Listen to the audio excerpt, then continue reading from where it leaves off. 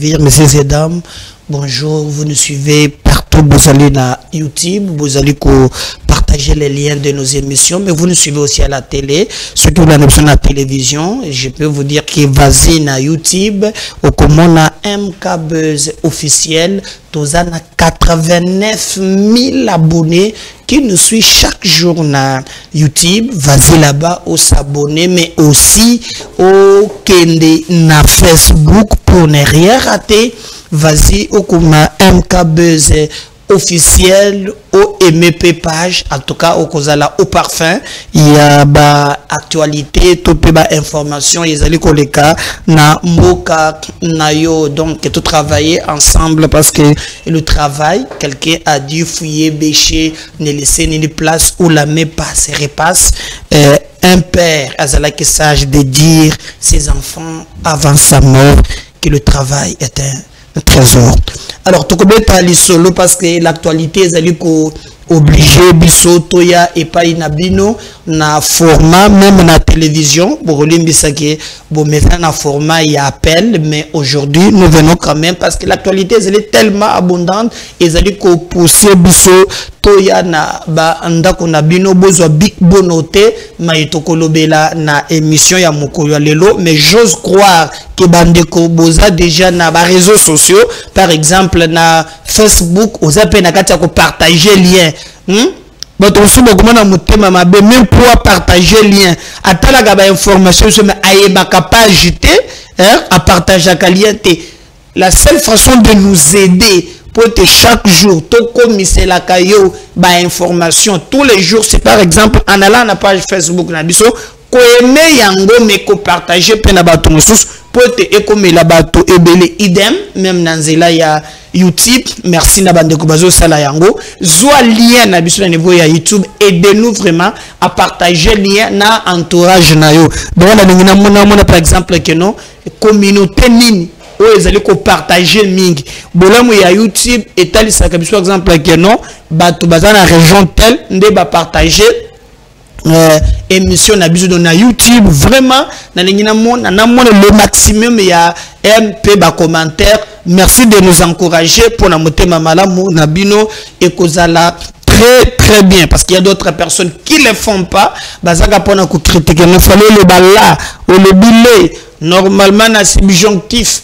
il fallait vraiment au conjuguer au futur. Donc lui Moussala naye a fandé la critique, mais il ne donne jamais la force na baye bazali ko bunda Pepe Moussala ezala vraiment très bien, et nous vous promettons que nous allons travailler pour vous informer surtout en temps réel. Alors tokobeta masolo nini ezalaki ya kobombama biso tolobaki yango awa baposo laki non wana ozo salaka ke ezali motema mwade ya ala musimeme ekolo na ngai non eza po bino bato ya boye bozala comme si po ya lobi bongo ngana ko wanga na ekolo na nga po mutu moko te atinga nzambe na kobota, mais Dieu nous a imposé eza loko moko na mukilike nzamba négocier kana biso te, Dieu nous impose le parent.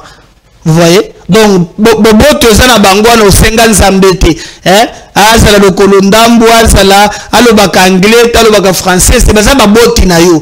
Le Seigneur te l'a imposé. En tout cas, ozana short et loko moko na mukili nzamba imposa mutu za baboti. Loko bandolo bateke nonga na bote na baboti ya Mumbala, fallait na boto mata, nazala vraiment na boto na baboti ya ba américain pays. Et il faut être fier. Et aussi, je vais répondre à la bande comme ça. Qu'est-ce que les Congolais pensent du tribalisme? Par exemple, Koloba Monoko ya Mboka na yoza tribalisme, répondez-moi dans les commentaires. Yoza complexé. Olingi kaka Koloba Minoko ya Batu. D'ailleurs, souvent, quand quelqu'un parle français, les gens pensent qu'il est civilisé, il est intelligent. C'est lui qui parle na kitete là, c'est un villageois. Vous voyez? Ngana mwana mtoboro zoya depuis akoma kaka atanga ba dictionnaire akonga ba gros mots sauf que je peux te patafioler eza nini kende na phrase eza clair en réalité au sala rappel na au finish ba chinois bango na mboka na bango na chinois, mais soki ba leki o muni mboka na bango ezali kokoma puissance économique. Vous voyez, il ne faut pas venir ici, ceux qui ont un manque d'arguments, vous voyez, s'accrocher maintenant à Bicolo. Non. Moi d'ailleurs, je suis de rare. J'évoque d'abord badage pour se donner à bandi ko yebisangai. Donc, moi, je suis et ataba bandeli mukeli mbala kama na kusepela kaka na zonga o naza delo yope ko sana courage te okotrena muntu aband beta kimbala ndela kibandondo beta yango.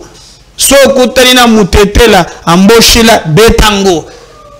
Les gens sont contents de parler good morning, tout ça, baby français, anglais, non. Mais au cours de la langue nationale, ils ont un problème. Donc, cultivons mentalité, ce qu'on appelle complexe d'infériorité.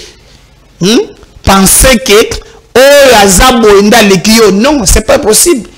J'ai déjà vu na RTNC, imagine Kolongo Langati, Tozo Kende, on a mené des policiers. Bazolo bakeno pote muto kota na kati face à la tenue de ville, même les journalistes. Alors naye komona Sonia Rolé ya RFI, je l'ai vu venir en culotte na moani noko batie likolo RFI.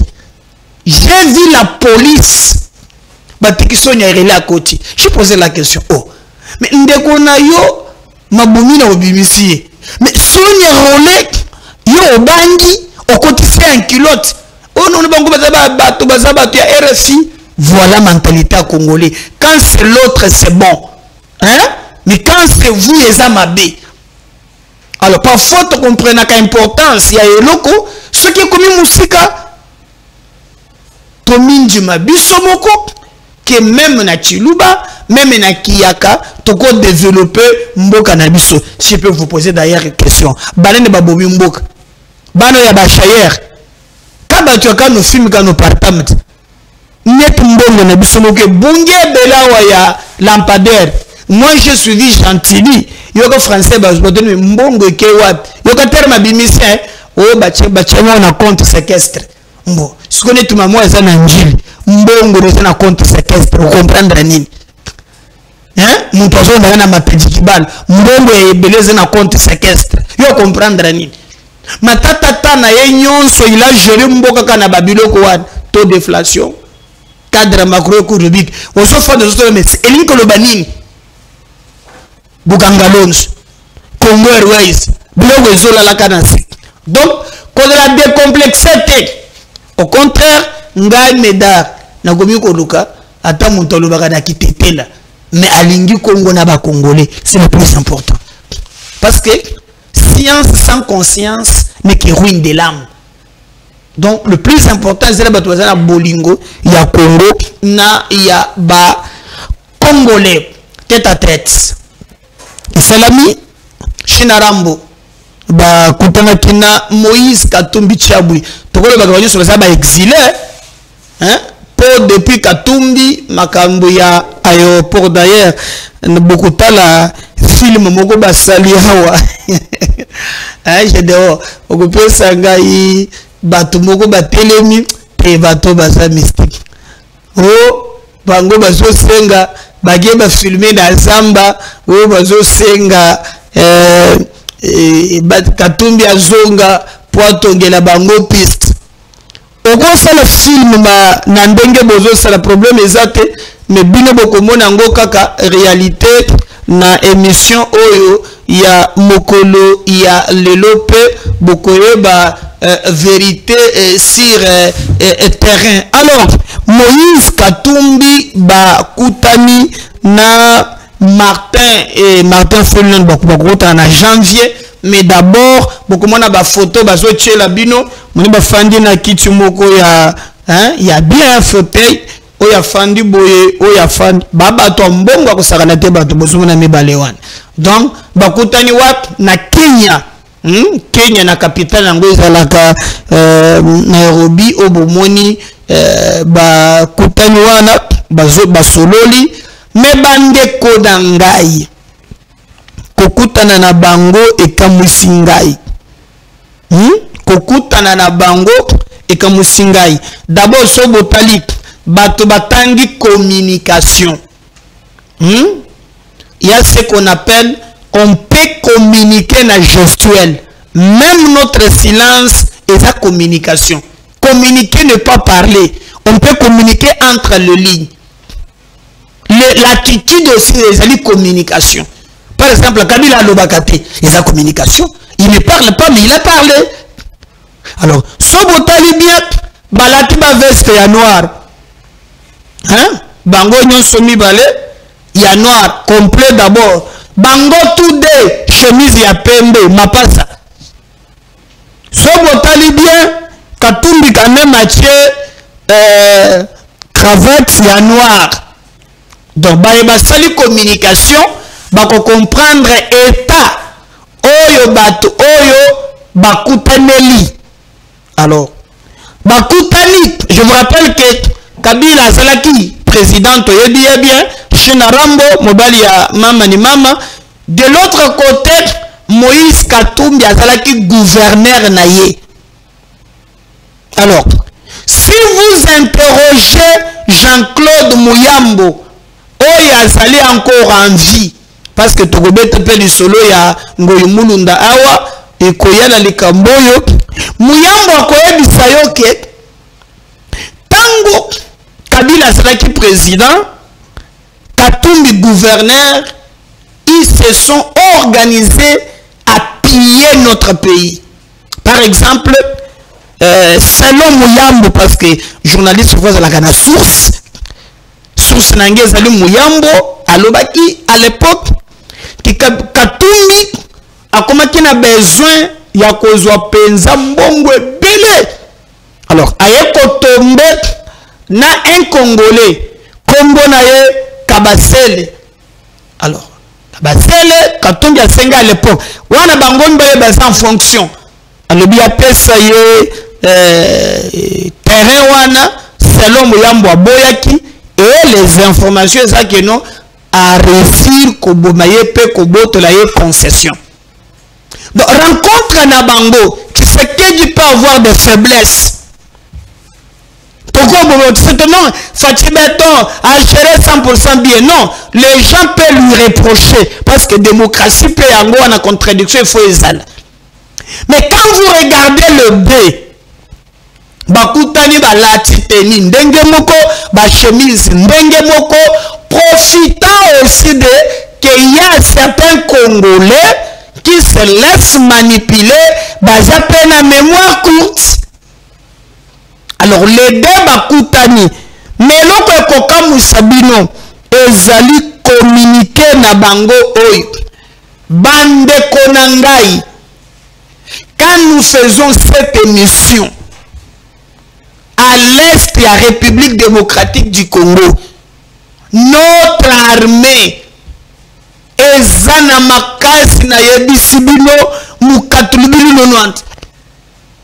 Tokomi même kokanga netu lobby to botoli o mambasa o nine bato bandaki koloba armée na biso botoli. Hein?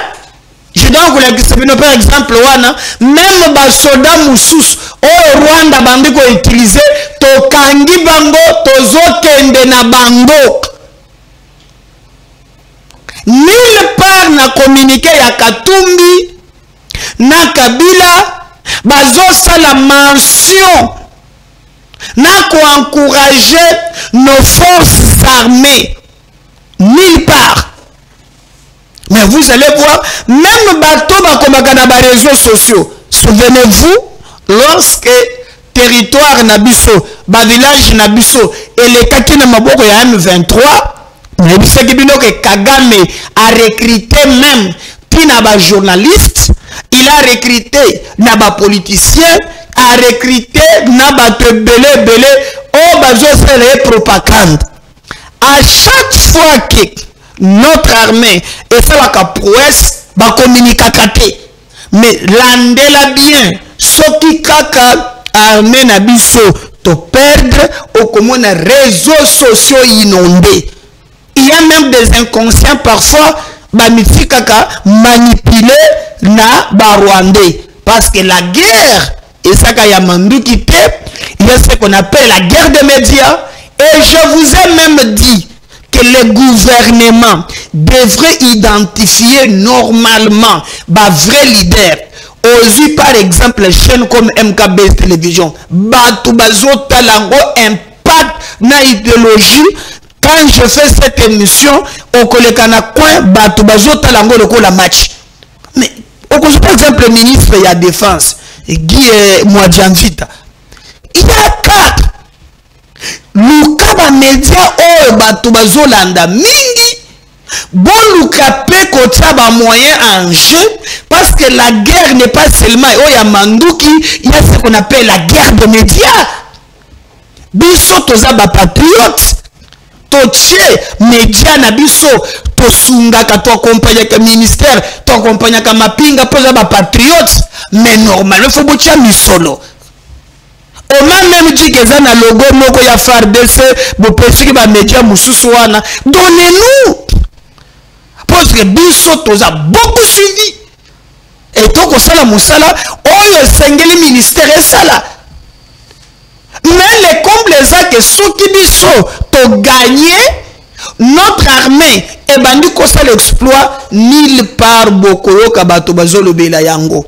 Rencontre oyo Kabila basali na Katumbi nulle part bapesi armée na biso makasi. Alors que Kabila, comme ancien président de la République, banda 18 ans, d'ailleurs avant comme président, papa naye, Mouzé Laurent Désiré Kabila, baya ba kotisa ba Rwandais na armée.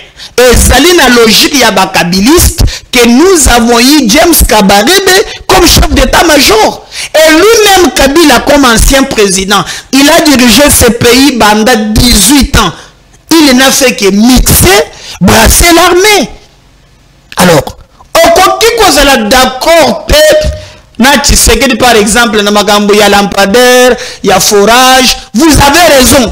Oh, il y a RAM, ok. Mais si le plan sécuritaire, nulle part, natikali komonate, beaucoup de communiquer na bango, et si kamo côté, bazo betali solo y armée. Alors que notre armée et Zanakati y a copé Sampiso. Notre armée est en train de gagner et nous demandons comme vrais patriotes, Congolais nyonso basangana simaya mapinga na biso pote to gagner bitumba wana bébé. Non seulement bayokanité pour nous soutenir l'armée, mais bazo kamusangai bazo soutenir nini ya Luanda pe bazo senga ke médiateur ayoka ba partie prenante yokanelo bien hein? Je vais chercher, je vais vous lire pour comprendre la bataille le bilu nonouante. Je vais chercher ça. Alors balobi na sauté je trouve ici. Ils expriment leur solidarité envers les populations victimes des choix politiques désastreux du pouvoir en place et saluent les efforts en cours au niveau régional, international, notamment dans le cadre de l'initiative de Nairobi et de Luanda visant à ramener la paix à RDC. Dans cette perspective de résolution pacifique de la crise, ils encouragent le facilitateur à demeurer attentif aux revendications des partis en présence. Vous pouvez comprendre? Ils demandent au facilitateur pour que Bayo Kaba parti en présence. Quel est le parti en présence? D'ailleurs, Monaki et l'autre Salamaki na Luanda et Sengelaki Tshisekedi Bakutanana Kagame. Et Kagame à la veille, il va dire à Tshisekedi que non, poto solo la na yo d'abord solo la na ba M23. C'est-à-dire, oh, comment on conseille ngai ngana solo na ba M23? Et je vous rappelle d'ailleurs que Kagame azalaka ba FDLR oyalo baka ya lukuta ke bazana Congo mokolo mokote Kagame solo na ba FDLR.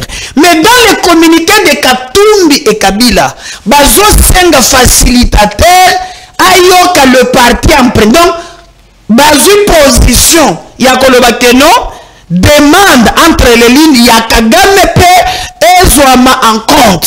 Pourquoi? Je vous avais expliqué. Na bato baza na nanga toza pep na bato baza na PPRD oyo PPRD tikili ko désavoué te.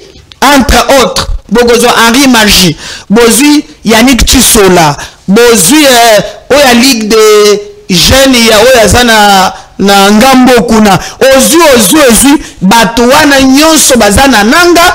Alors yangu si Roche Katumbi qui a été cité na ba makambo belé yepe bazo senga que facilitateur ayoka ba parti en présence, c'est-à-dire kaka likambo ya Congo elekate ya Rwanda pe eleka. Et c'est que le Rwanda no de le Rwanda veut senga biso zali ya to solola. Mais Kabila bande konangai a engagé des débats na bato wana dans le passé et suka kindengeni et suka kikaka tozu ba Rwandais tokutisi bango na armée na biso à la fin créer mbutu confusion et continuer likambo ya malonga et salamité.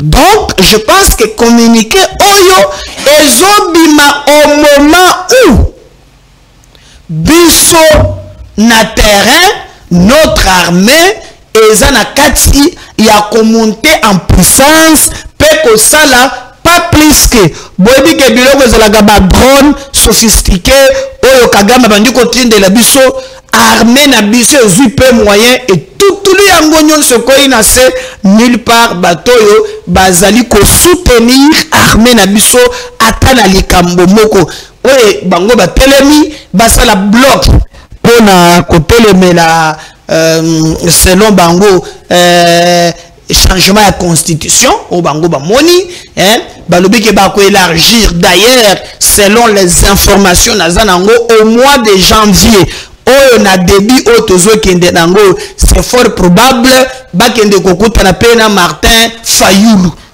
Voyez, mais communiquer déjà nulle part bazali ko condamner agression rwandaise, nulle part bazali kolobela ndenge Kagame azo massacrer bandeko na biso, nulle part. Leur cible c'est Tshisekedi, on peut les critiquer parce que c'est la démocratie, mais tout n'est pas condamné. Ce qui se passe sur terrain ezali pasi na mawa oyo tozali komona lilo libala na kokamwa soki na mulilobi Martin Fayulu akeipe na libala miwana esa passe basi sanga basala katumbiste et les autres. Je crois que kokende na bango et koki ko poser problème te communiquer na bango ezobima na moment ba vérité belé et bandi kobima na exemple par exemple que bras droit pe ya Kabila Ngoyi Mulunda boloko ya liboso asalaki alobaki soki kaka mutu atake Kabila ya koyela ye na ndenga kosakana te ba preuve ezali ba audio ezali ba makambo ezebele. Même gouvernement zambien oya bombaki Ngoyi Mulunda ya lobi biloko yo zepa na yo moyen na bomba yo ezate parce que Ngoyi Mulunda tout en étant na Zambie azalaki réfugié. Mais un réfugié oyo bakuti bazo préparer comment ko attaquer pe Lubumbashi à partir de Zambie. Et d'ailleurs on parle de John Numbi dedans makambo belé zolo babalobama bokomona penza ndenge nini yepe azali kobima sur place pe et sali pas cinéma. Regardez par exemple Karto bozomona ezali mukande ezali ya Ngoyi Mulunda ancien président ya Seni mais yepe bakutie na Zambie na ba réseau mususu on attend voir mais bakangie kaka lobi moi sina lobi o malade ya michopo la mukie na ya mukongo na ya miso azomona kutu te tout ça mais ngana se comprendre te. Alors bakangaki ye na Zambie mais lelo awa Ngoyi Mulunda a commis na Kinshasa ba transférer ye na Kinshasa. Alors vous avez vu Mukanda bozomona famille elobi bake kofunda gouvernement zambien bolobi Zambie akokaki kondima te ke Ngoyi Mulunda balongola ye na Zambie baya na ye na Kinshasa balibi gouvernement zambien asali mabe po ngoyi mulunda azalaki na ye réfugié. Oh, mais un réfugié, vous pensez que gouvernement zambien efandi kaka boye endima penza ba livrer un réfugié? Non, il y avait un coup qui s'est préparé. D'ailleurs, Soki Botali sorti ya Souka, il y a Edi Kapen. Edi Kapen, azalaki clair. Il y avait des choses, on a cessé, et bandami ko bongisama toujours dans le cadre ya koambeye mboka na biso makambo ya mabe mingi ezala, mais nous pensons que batoana ba échouer plan en abango. Mais courage, par exemple, nous encourageons nos forces armées. Na Moussala Bazale Kosala sur terrain, par exemple, nous allons vous laisser suivre. Regardez, par exemple, Exploit Basali. Non seulement Bobo Toliba Bamboka, mais soyons fiers. Au contrairement à Balukota Bazola Kisabino, Botala Mapinga na Bilondenge, Bakangi Bango na Congo, Ndenge Bazoko Kendana Bango. Je donne un élément, on suit cet élément, on revient juste après.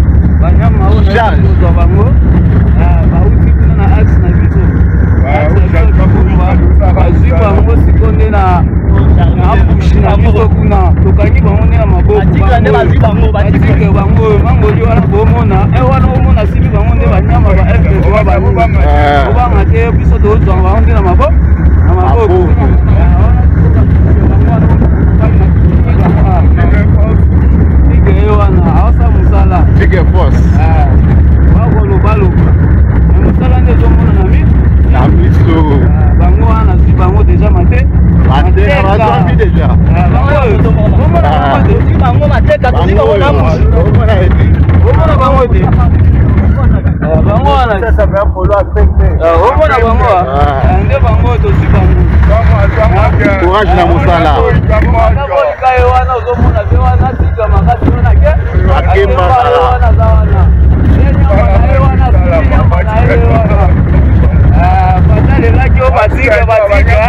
Bangoyo.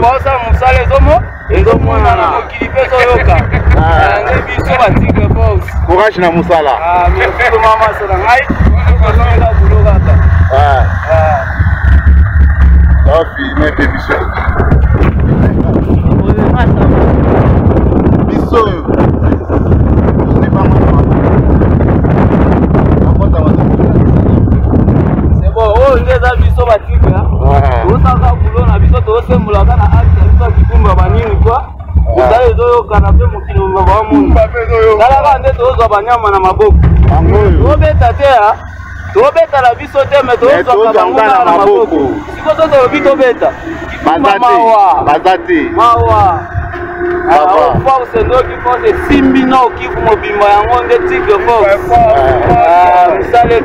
Courage la Moussala. Charge bureau de Azana Bango. Charge bureau de Obacharge, Bamona, Emangolia, Simbi bureau de. Tout se fait na Moussala na yo.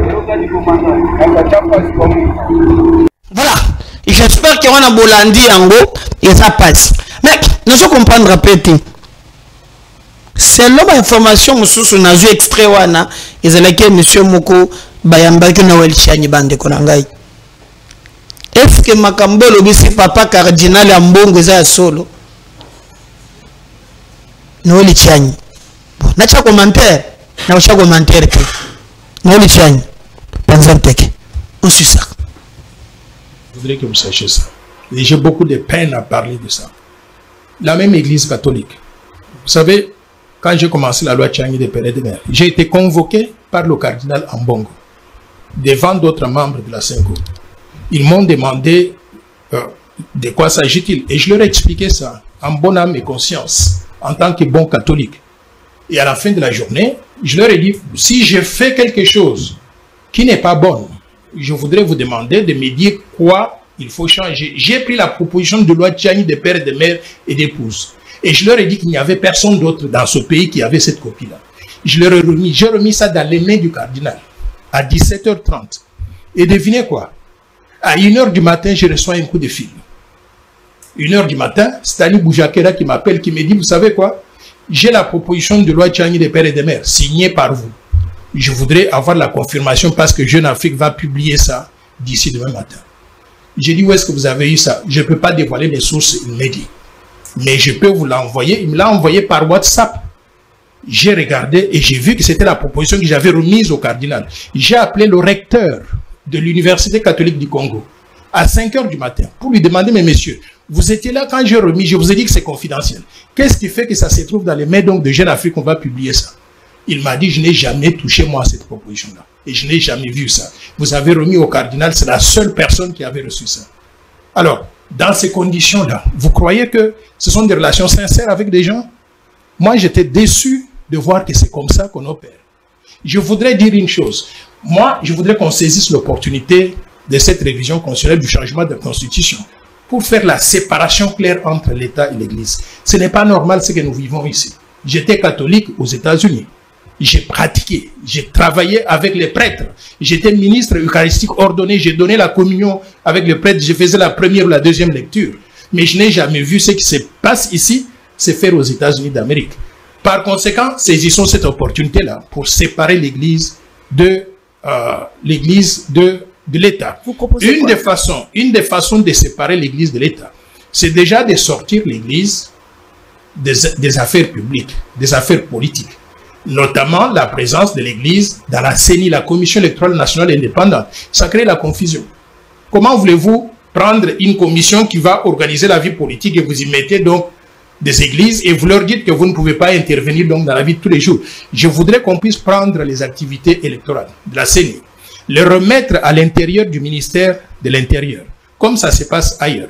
Que le ministère de l'Intérieur soit responsabilisé pour l'organisation des élections. Et les églises doivent rester en dehors de ça. Je crois que ce sera un début de séparation entre l'église et l'État. Et maintenant, on peut définir dans la Constitution exactement qui doit faire quoi pour que les deux-là ne puissent pas interférer.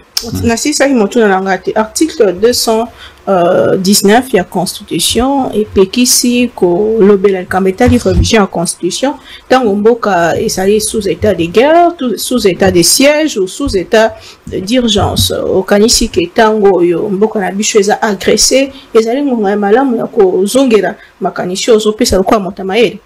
Ça c'est une très bonne question. On n'a pas dit dans la Constitution qu'on ne peut pas penser pendant que le pays est en état d'urgence ou état de guerre. On a dit qu'on ne doit pas toucher à la Constitution. Mais l'état de siège ou l'état de guerre peut être terminé à tout moment par le Parlement. Et s'ils décident la semaine prochaine, ils peuvent mettre fin à ça. Mais cela ne doit pas nous empêcher de réfléchir. Réfléchissons, déterminer ce qui doit être fait. Et si on arrive au blocage en disant, mais tiens, vous voulez qu'on change ou qu'on modifie la Constitution, mais nous sommes en état de guerre, c'est interdit par la Constitution. On peut attendre jusqu'à ce que l'état de siège soit levé. Mais moi, je crois que ça, c'est un faux problème. J'ai suivi, puisqu'on parle de l'Église catholique, Monseigneur Chollet, prenant la parole, a dit « Cette initiative est dangereuse, elle risque de partitionner l'État congolais. » Qu'est-ce que vous en pensez? Bon, je ne peux pas entrer dans sa tête.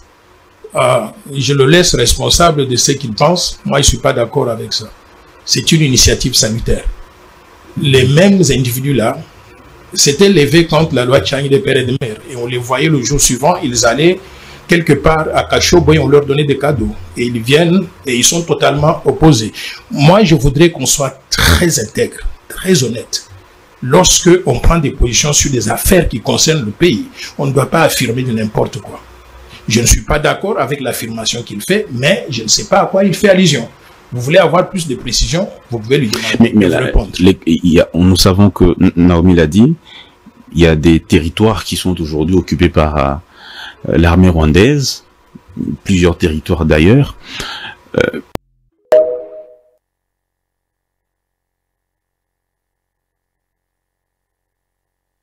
Voilà, merci de rester fidèle, attaché, la média Nabino. On va revenir dans les détails, Monsieur Soso. Merci.